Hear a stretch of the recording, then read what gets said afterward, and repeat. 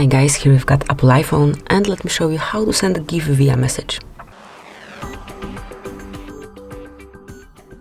So at first open messages and pick the contact that you would like to send this GIF to. Then just tap on this red icon, which is for find image.